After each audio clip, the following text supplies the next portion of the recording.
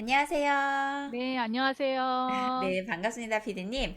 네, 일단 저희 시청자분들께 간단히 자기소개 부탁드립니다. 네, 안녕하세요. 저는 30년 간호사 생활을 하고 있는 간호사 현직 심사 간호사 위미숙이라고 합니다. 네, 우! 지금 30년 차세요, 피디님? 네, 그쵸. 네, 와, 저도 대박이다, 30년.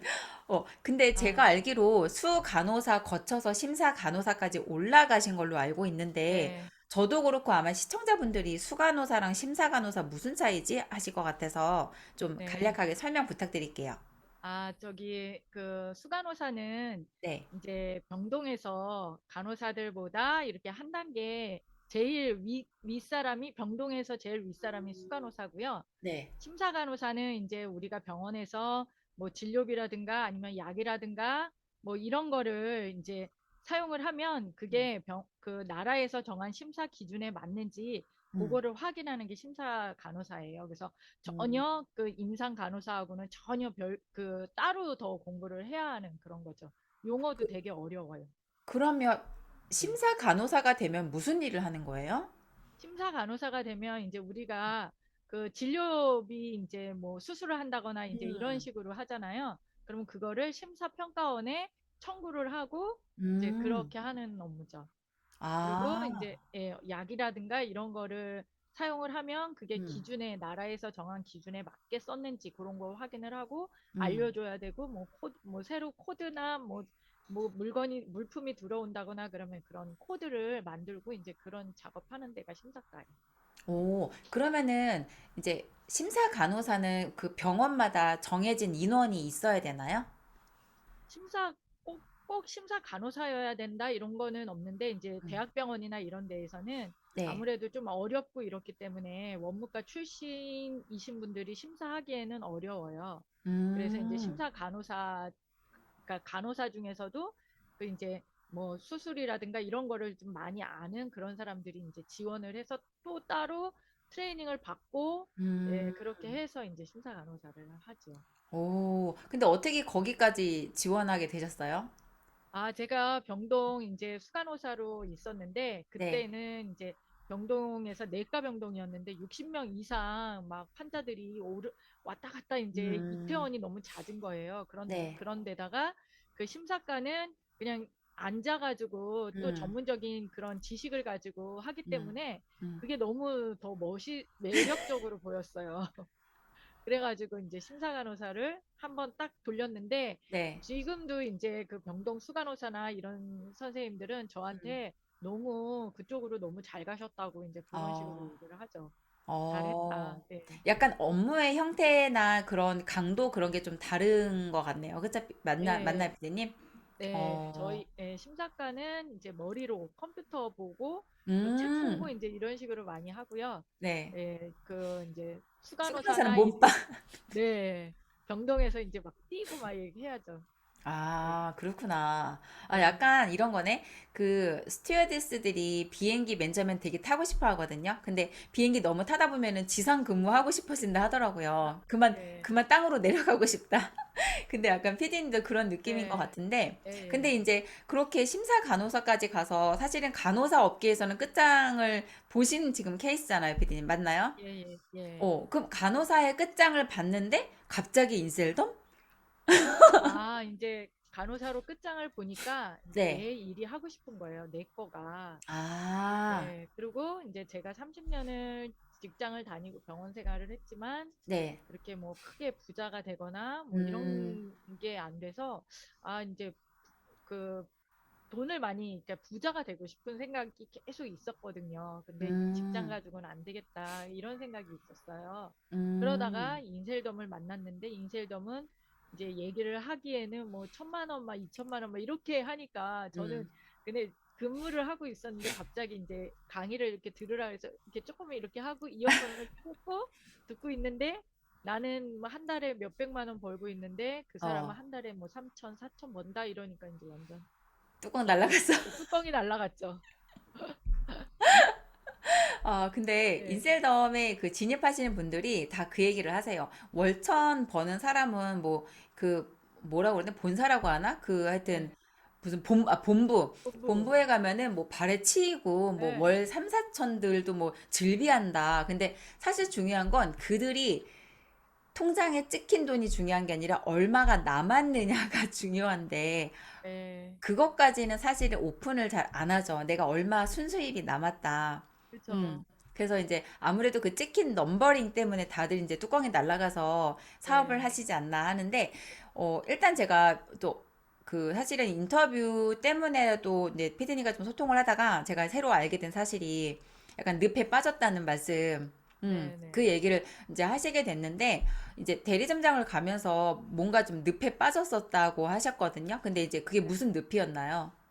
아, 이제 대리점장, 그 파워 매니저로 있을 때는 네. 그렇게 그 부담이 그렇게 없었어요. 음, 뭐 경제적인 거 뭐 이런 것들 음, 때문에 돈 때문에. 근데 이제 대리점을 가면서 대리점 도전을 하면서 이제 음, 같이 이렇게 하기로 했던 분도 이제 제가 먼저 대리점을 도전을 하고 그분은 다음 달에 하기로 했는데 음, 제가 그래서 이제 막 정말 억지로 막 대출 받아가지고 그래서 막 도전을 했죠. 네. 예, 그러고 났는데 그러고선 스타트를 했는데 그 사람이 이제 발을 쏙 빼버린 거죠. 그러니까는 저는 도전은 했는데 예, 제가 그래가지고 그러면 내가 했으니 책임져야지 이러고서는 이제 예, 진행을 했는데 그러다 보니까 이제 점점 더 그 늪에서 빠져나올 수가 없는 거예요. 그 제 월급보다 더 많은 예, 그 이제 그 이자라든가 원금을 갚아야 되니까 되게 힘든 거죠, 마음이. 예. 제가 알기로 피디님 5개월 누적으로 1,100만 원씩 5,500을 일단 가고 그 다음에 한 달에 유지비가 1,600만 원, 1,600만 원, 그 다음에 네. 500만 원이 또 있는 걸로 알고 있거든요. 예, 보증금으로 아, 있는데 맞다. 그, 보증금 500만 원. 예. 어. 근데 5개월 누적으로 이제 그게 고객의 늪에 빠진다는 얘기가 이제 저는 그렇게 5개월 누적으로 천천히 갈 생각이었는데 음, 이제 같이 이렇게 하겠다고 하신 분이 자기 막 대리점 간다고 그렇게 얘기를 한 거예요. 그러면 음, 내가 먼저 가야 되니까. 음. 그래서 제가 뭐 3개월 만에 그냥 먼저 이렇게 도전을 한 거죠. 그렇게 아, 누적으로 간 게 아니라. 1,100씩 끊어서 간 게 아니라 예. 그냥 한 방에 한 그거를 방에. 그냥 예. 아. 그럼 집 대출 하신 거예요? 네, 네, 한 거죠. 그럼 이 담보 대출에 대한 이자랑 그런 것들이 한 달에 얼마씩 나가요? 지금 다 나가야 되는 게 그러니까는 마이너스 200만 원씩 되는 것 같아요. 제 월급 다 월급하고. 집어넣고. 예. 그러니까 이제 숨이 막히는 거죠. 그럼 이제 그 그래서 마이너스 200이면 그 200은 지금 또 다른 빚으로 지금 메꾸시는 상황인 거예요? 아니요, 지금은 아직까지는 제가 뭐 인셀덤 그거 해서 뭐 이렇게 수당 조금 나오는 거 음, 그거랑 이제 갖고 있던 거, 뭐 그런 거랑 해가지고는 지금까지는 그걸로 메꾸고 있는데 네. 이제 그거가 끝나면 이제 그게 이제 문제인 거죠. 아, 예, 그래서 애들한테도 남편한테도 이제 다 얘기를 할 수는 없고 그래서 아, 이제 나도 노후 대책을 해야 하니 음, 생활비를 내라 이제 음, 이렇게 했는데 이제 그 부분이 부딪히더라고요. 뭐 음, 애들도 공부하려고 준비를 하고 있고 돈을 이렇게 모아야 되는 상황인데 엄마가 갑자기 생활비를 내라고 하니까 음, 예, 좀 그렇더라고요. 그래가지고 지금 예, 저는 그냥 정말 이렇게 우물 안에서 그 테두리 음, 안에서 직장이란 테두리 안에서 그냥 이렇게 살다가 이제 내가 그게 안 되면 밖으로 나와야 돼서 이제 영업이라든가 이런 걸 해야 하는데 그런 게 참 많이 두렵죠. 아직 좀 너무 익숙치가 않은 일을 해야 하니까. 그리고 월급이라는 거는 고정적인 게 있는데 음, 그 영업은 고정적인 게 아니기 때문에 아, 내가 한 달 한 달 몇백만 원씩 들어가야 되는데 그게 안 되면 어떡하지? 이제 이런 음. 걱정이 좀 있죠. 아, 아이고야. 지금 되게 어려운 약간 진퇴양난의 지금 네, 입장이신데, 게다가 또 네, 병원에서 이제 믿던 어떤 분이 예, 예, 인셀덤에 대한 어떤 그런 걸 가지고 피디님을 조금 괴롭혀서 이렇게 왜곡되게 막 퍼뜨려서 되게 힘든 예, 시기를 겪어내신 걸로 알고 네, 있는데, 네, 사실 그쯤 되면은 그냥 하고 그냥 때려치고 싶은 마음도 들 것 같아요. 왜냐면 이제 막 그 직장 동료들이 나를 바라보는 네. 눈이라든지 막 예. 그렇잖아요. 또 이제 그 왜곡된 시선, 막 약간 다단계 아니라고 하지만 다 그냥 그들 눈에는 어차피 다 다단계야. 방판이고 후원 방판이고 뭐 네트워크이고 뭐 다 다단계야. 근데 네. 그럼에도 불구하고 인셀덤을 포기할 수 없는 이유가 있나요, 피디님? 제가 이제 이거를 포기를 하면 제가 2년 전에 분양받아 놓은 음, 상가가 있어요. 음, 근데 그거가 이제 잔금이 들어가야 되는데 제가 이제 사업을 해야겠다고 생각한 이유도 이제 제가 이 월급 가지고는 그게 안 되기 때문에 음, 그거에 대한 잔금이라든가 이런 거를 내야 되기 때문에 내가 이걸 꼭 붙들고 정말 한 달에 월 1,000만 원 이상은 벌어야 된다. 이런 그런 부담감이 있죠. 그래서 포기할 수가 없는 거예요. 예, 저도 막 마음으로는 그냥 내가 왜 편하게 살 수 있는데 왜 이렇게 됐을까 막 여러 가지 생각들을 막 할 때도 있거든요. 음, 그런 생각이 들을 때 이거를 내가 여기서 포기를 하면 정말 음. 그 잔금이라든가 이런 문제가 더 이렇게 생기니까 그거를 어떻게 지금 포기를 할 수가 없는 거예요. 끝장을 봐야 되는 거예요. 근데 정말 안타까운 게, 이제 사실은 저희가 이제 이렇게 채널에서 인셀덤에서 어떻게 보면 어려움을 겪었던 얘기들을 이제 제가 좀 솔직하게 말씀을 드리잖아요. 근데 그러다 보니까는 이제 그 부분에서 공감이 되셔서 연락 오시는 분들이 많아요. 나도 이런 어려움을 겪고 있다. 이제 이렇게 약간 사례들이 들어오는데, 안타까운 게 대부분 인셀덤을 시작할 때 굉장히 유복한 상태로 평안한 상태로 시작하는 게 아니라, 어떤 분은 남편 사업이 망했는데 이제 가장이 돼버린 거야. 그 여성분이. 그러면서 내가 이제 가정을 이끌어야 되는데 이렇게 이제 뭐라 해야 될까, 그 월급으로는 그게 이제 커버가 안 되니까 뭔가 사업을 해야겠다고 생각했는데, 그때 이제 인스타그램을 만나면서 뚜껑이 날아간 거죠, 피디님처럼. 근데 너무 안타까운 건, 우리가 뭔가 급한 상황에서 결정을 하면은 객관적으로 되게 볼 수가 없더라고요.